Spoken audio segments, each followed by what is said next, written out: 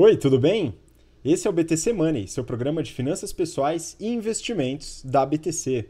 Meu nome é Gustavo Habib, eu sou instrutor de Soft Skills e Marketing pela BTC e no episódio de hoje a gente vai falar sobre um assunto um pouquinho diferente. A gente vai falar sobre bitcoins, criptomoedas, né? Focado em bitcoins mesmo, falando sobre o que é, como é feito, como é minerado, né? Um pouquinho sobre esse assunto de blockchain, que é bem interessante também da gente compartilhar, riscos e possibilidades de investimento, né? Lembrando já aquele disclaimer que a gente faz todo episódio de que nada do que a gente fala aqui é de alguma forma uma recomendação de investimento ou uma desrecomendação, né? É importante que você acompanhe os assuntos, se achar necessário ter apoio de alguém personalizado para ajudar na sua carteira, nos seus investimentos e tome as suas decisões de forma consciente. Aproveito aqui para pedir também para você seguir nosso Instagram, então você que está acompanhando o BTCcast pelo podcast, lavando sua louça, correndo, andando na esteira, aquele negócio todo, aquela correria, né? Adiciona a gente no Instagram também, segue a gente lá, @instabtcompany, você que está no YouTube também. Bom, vamos lá, agora falando aqui com o pessoal que está para me acompanhar nesse episódio.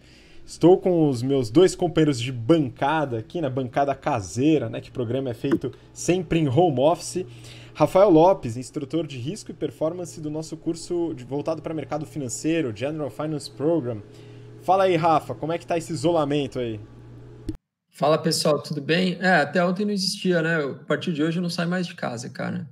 Nada de arriscar, ficar arriscando não. Já comprei o álcoolzinho, já fiz um estoque pequeno, né? Não vou exagerar também para deixar para os outros. Mas estamos aí, se preparando aí para essas próximas 2 semanas. Se Deus quiser, vai ser rápido esse negócio, vai passar rápido. Pois é, vamos acompanhando, né, Rafa? É importante, né? A gente tá gravando aqui o episódio, talvez um pouco antes, ele vai sair um pouquinho mais pra frente, aí a gente não sabe como vai estar no momento que ele for ao ar, né? Mas nesse momento, hoje é dia 16 de março, né? A gente tá bem no pico aí dessa crise do coronavírus.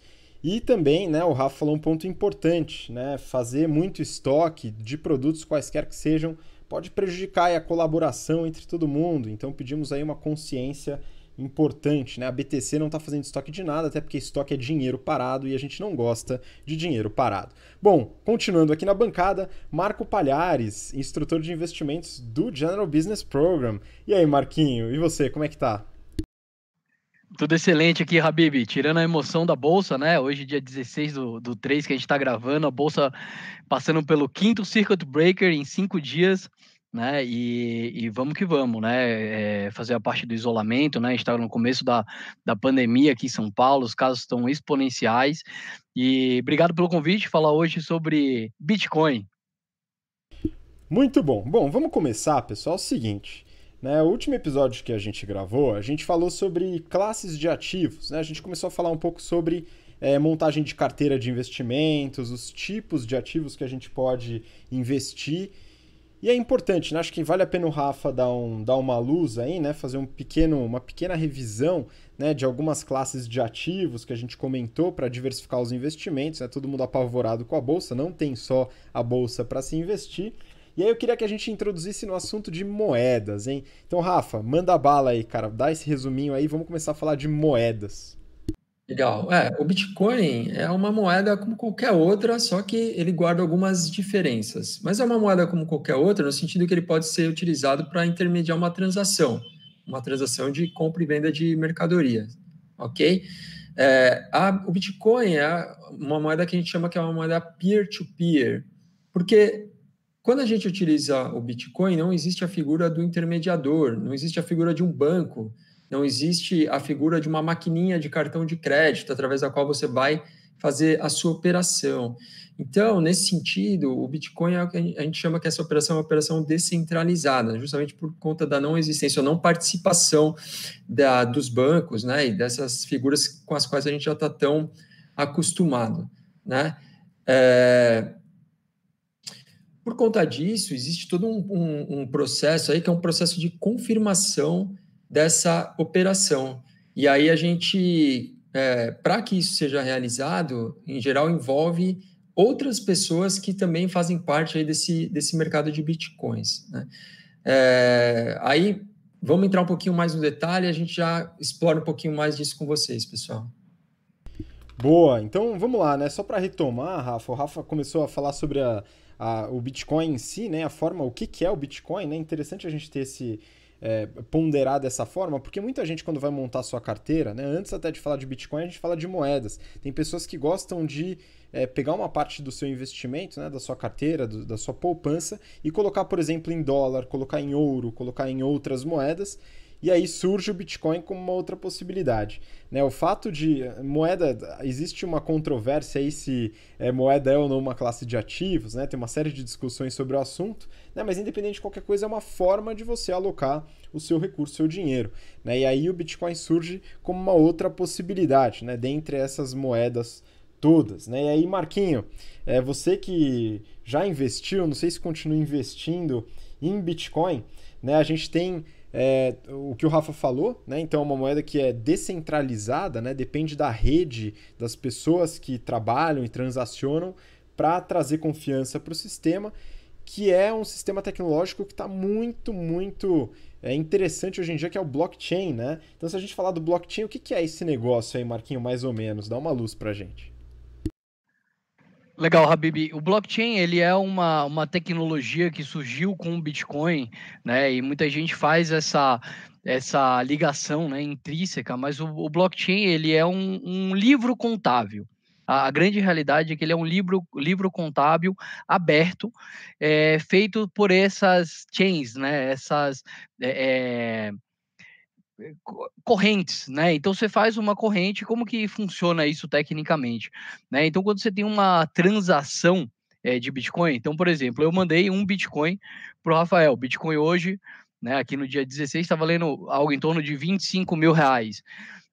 Eu mando um Bitcoin lá para o Rafael, né? Então eu tiro o Bitcoin da minha carteira digital e mando lá para o Rafael.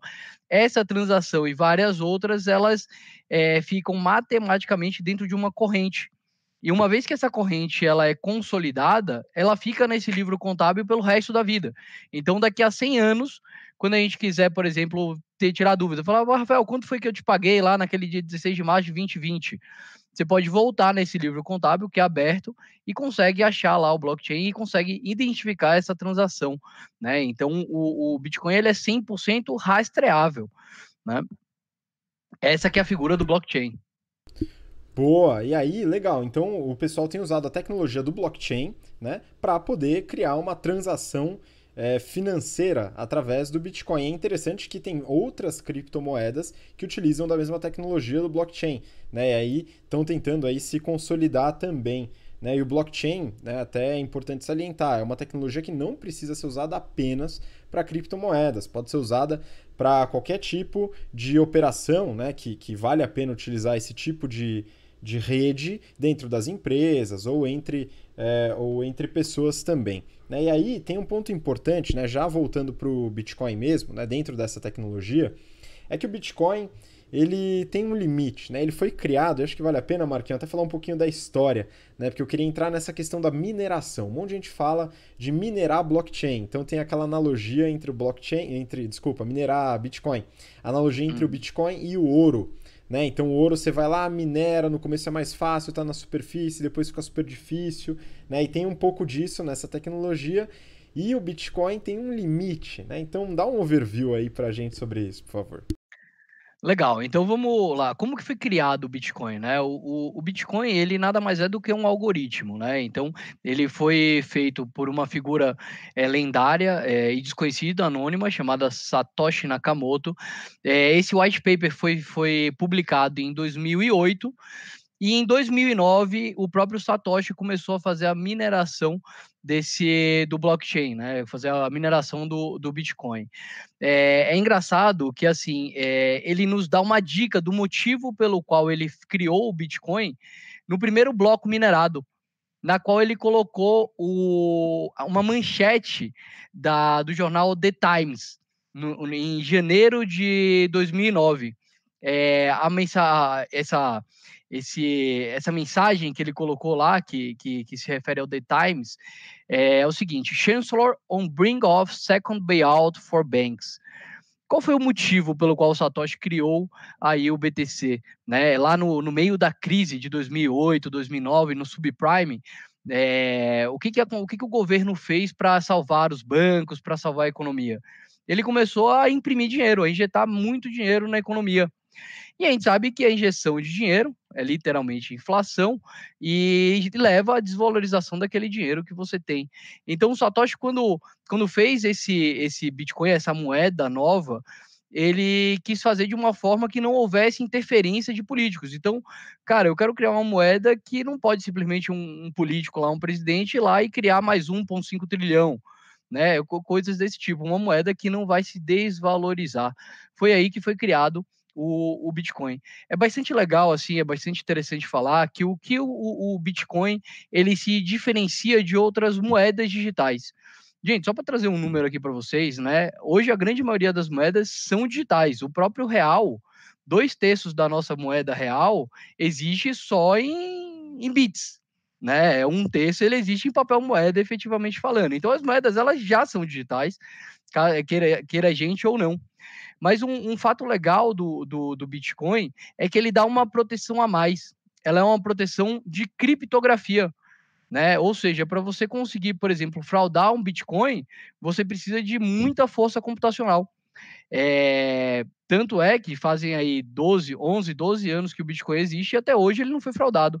Né? A gente vê alguns casos de fraude, mas sempre nas corretoras. A rede mesmo Bitcoin, ela nunca conseguiu ser fraudada.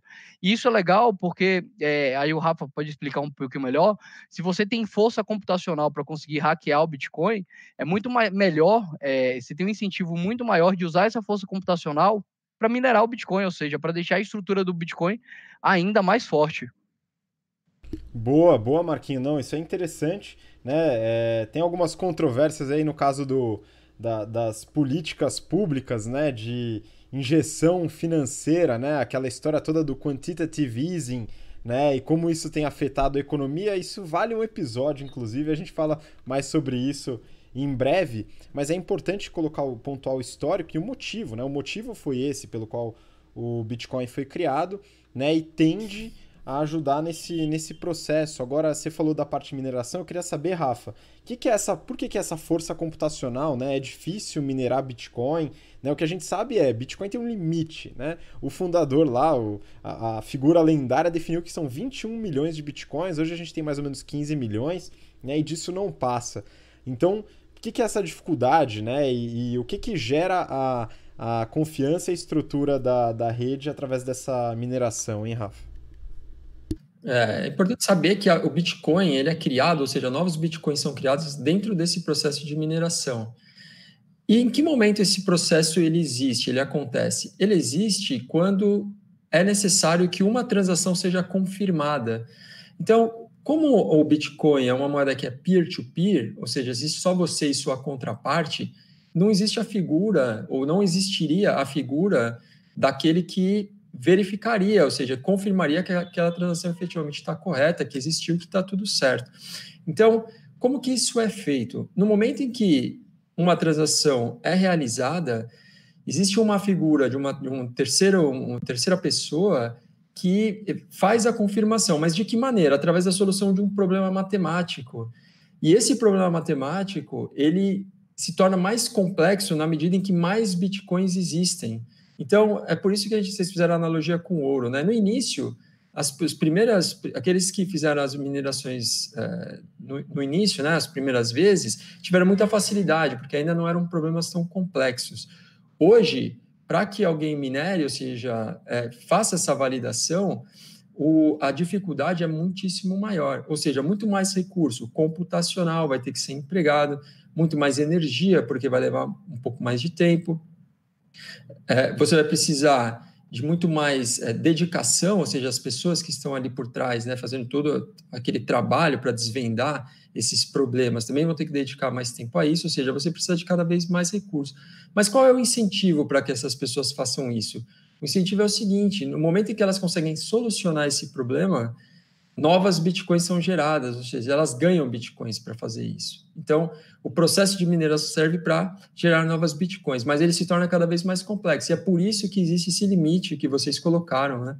Esse limite de 21 milhões, porque esse problema vai chegar um momento que ele vai se tornar tão complexo que o incentivo para que alguém faça isso, ele vai começar a diminuir, novas bitcoins não surgirão mais.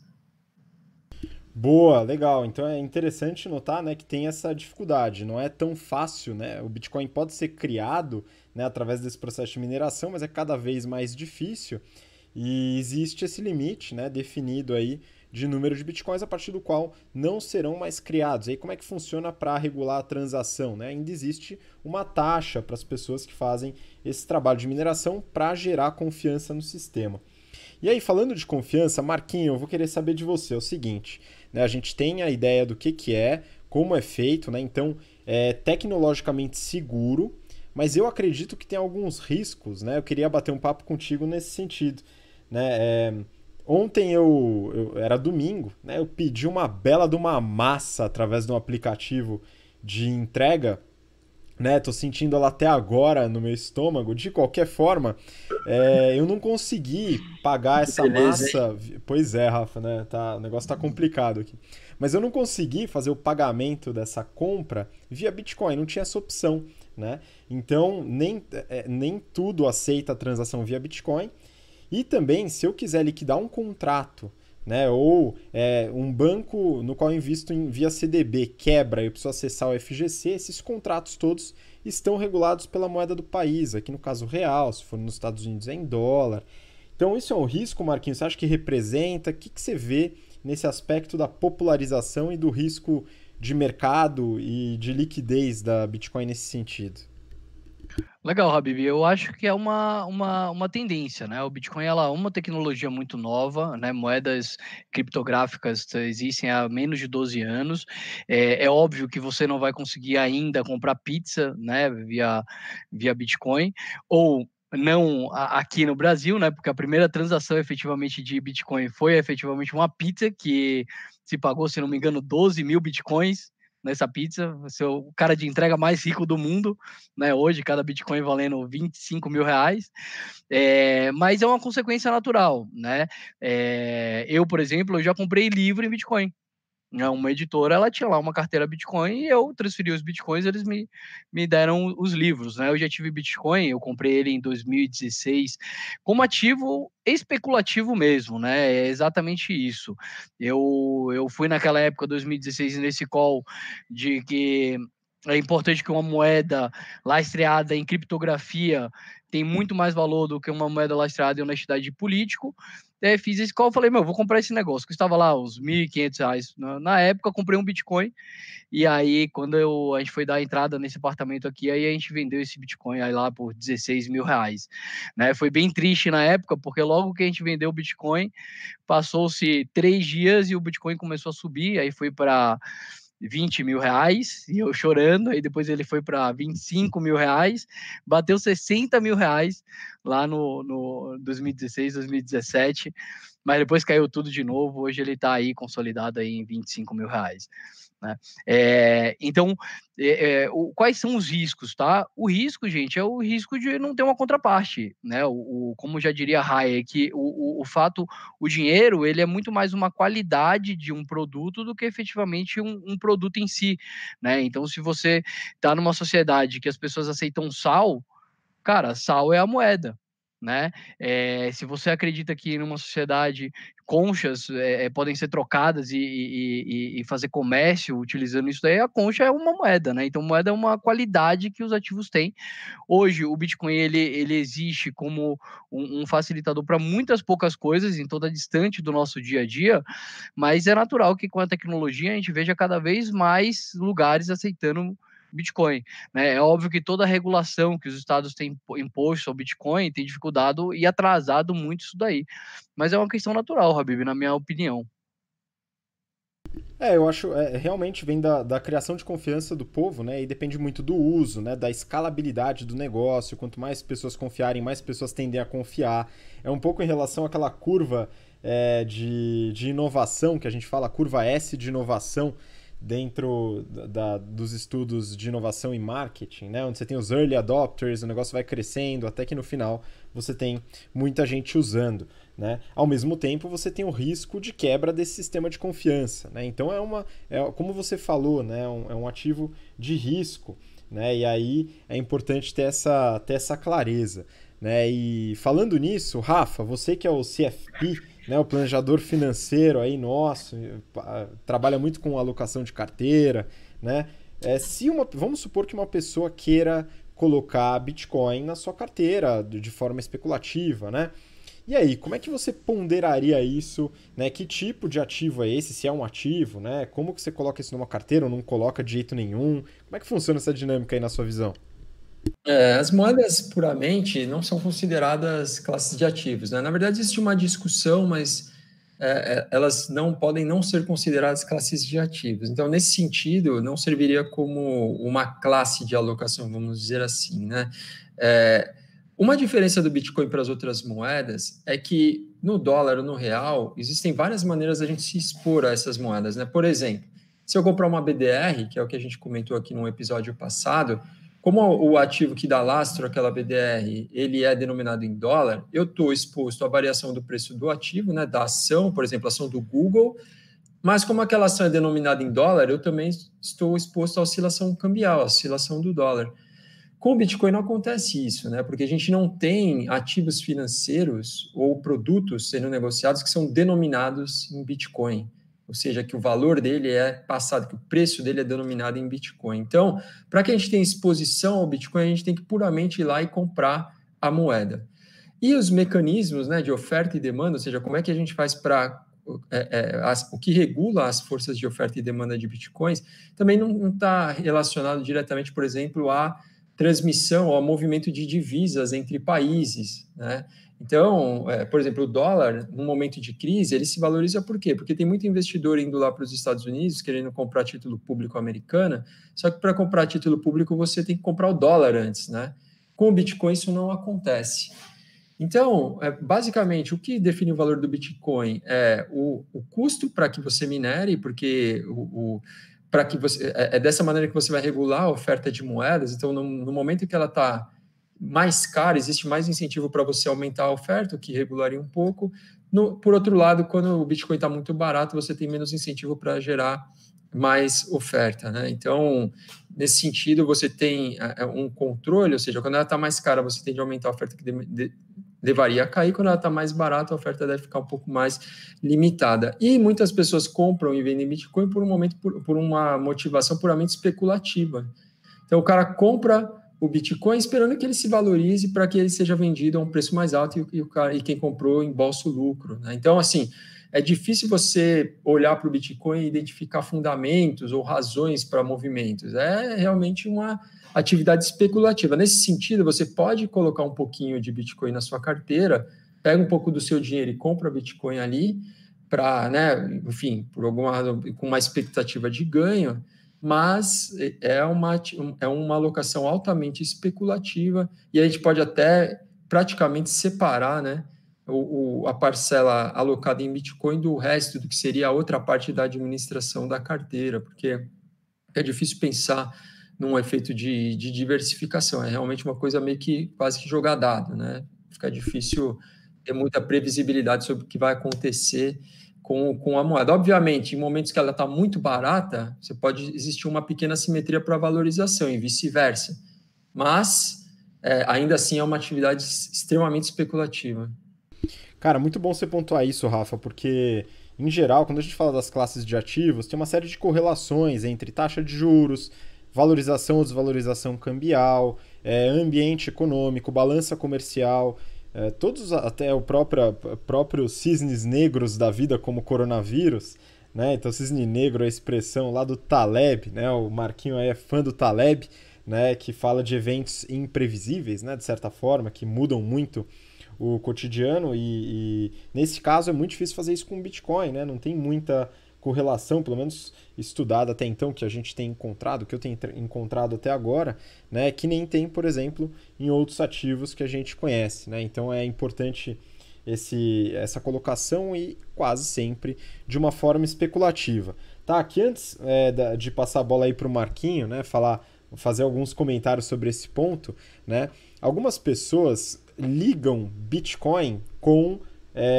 atividades ilícitas, vamos dizer assim, né? Então entra na Deep Web, quer comprar alguma coisa que governos e outras entidades não vão gostar muito que você compre, usa Bitcoin, essa transação não é rastreada pelo governo, órgãos reguladores de uma forma geral. Né? É importante dissociar completamente uma coisa da outra. Né? Isso acontece? Acontece, mas o Bitcoin muito possivelmente não nasceu para isso, né? E dá para você fazer uso especulativo e eventualmente comprar uma pizza, como o Marquinho falou. Né? Então é importante dissociar. Isso acontece, mas uma coisa não tem nada a ver com a outra. Estudar o Bitcoin não tem nada a ver com solicitar ou fortalecer atividades ilícitas de alguma forma. Mas aí, Marquinho, você que já investiu em Bitcoin, né? O que você acha? Vale a pena colocar o colchão financeiro em Bitcoin? Acho que não, viu, Habib? Agora que o Bitcoin deu uma caída boa, né? Ele estava aí em algo em torno de 40 mil reais, agora está tradando algo em torno de 25 mil reais, né? Junto com a sangria aí em todos os outros ativos, a bolsa de valores e tal. Estou pensando em colocar de novo um pouquinho na carteira, né? Na minha visão, e aí é uma visão pessoal, né, Habib? Existem dois tipos de crise. Tá? Tem os tipos de crise que são crises naturais, então, por exemplo, uma pandemia, como a gente está vivendo agora no coronavírus, terremoto, vulcão, sei lá, uma mudança climática muito súbita que acabe a comida. E existe um outro tipo de crise que é basicamente gerada por crédito, né? Crédito fácil gerando mal investimentos e investimentos errados, como aconteceu, por exemplo, na crise subprime. Né, foi uma crise basicamente de crédito. Na minha opinião, o Bitcoin ele pode ser utilizado caso a crise que a gente passe e elas chegam eventualmente seja um tipo de crise do tipo risco de crédito, né, crise de crédito. Então eu estou pensando aí talvez colocar um pouquinho aí na minha carteira, assim, né, não obviamente o colchão financeiro, mas alguma coisa que, assim, se eu perder eu não vou chorar. Tá? Porque tem essa, né? Na minha opinião, também o grande risco do Bitcoin é vir amanhã uma tecnologia muito melhor que o Bitcoin e falar, cara, tá aqui uma tecnologia de criptografia que é, literalmente indecifrável. E é isso, aí o Bitcoin vai para valor zero, né? Porque essa é a proposta de valor dele, né? Mas eu acho que cada vez mais a gente tem mostrado como o Bitcoin como uma ferramenta de gerar uma base para todo um sistema financeiro que está sendo construído com a base do Bitcoin. Cara, a probabilidade é que cada vez mais as pessoas usem ele, e aí por isso, quanto mais pessoas usando ele, mais gente conhece ele, mais tem demanda, e aí o seu preço, por especulação, só sobe, né? Então é basicamente isso daí que eu tô pensando aí em colocar na carteira. Boa, bom, eu particularmente estou fora, né? Pelo menos na minha visão de investimento, eu gosto muito, tirando a parte de reserva de emergência, onde tem um pouquinho de títulos públicos e algumas CDBs, né? Eu prefiro sempre estar muito próximo da riqueza, da renda mesmo, então alguma coisa mais terra, tijolo, como um fundo imobiliário ou empresa mesmo.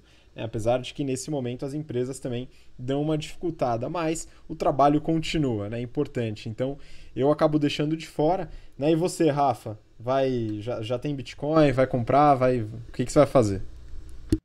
Eu também não estou aplicando em Bitcoin no momento, não. Mas quem sabe, né? Vou começar a dar uma olhada com um pouco mais de carinho. Acho que vou fazer igual o Marquinho aí, pingar alguma coisinha ali, dar uma brincada, né? Ver o que acontece. Mas assim, não vou pôr nem 1% do meu patrimônio, hein? Só reforçando, hein, pessoal? É altamente especulativo. Ninguém vai sair pondo dinheiro em Bitcoin aí, não, achando que vai ficar milionário, porque você corre o risco de falir, hein? Já aconteceu, hein? Já fiquei sabendo de história de cara que, sei lá, tinha uma reserva, pessoa simples, né? Às vezes, cara, 50 mil reais, 100 mil reais, comprou tudo de Bitcoin, perdeu tudo, cara. Não tô brincando, história verídica. Então, eu tenho que tomar muito cuidado, né? Sem afobação, sem ganância. Lembrando que é altamente especulativo esse tipo de investimento.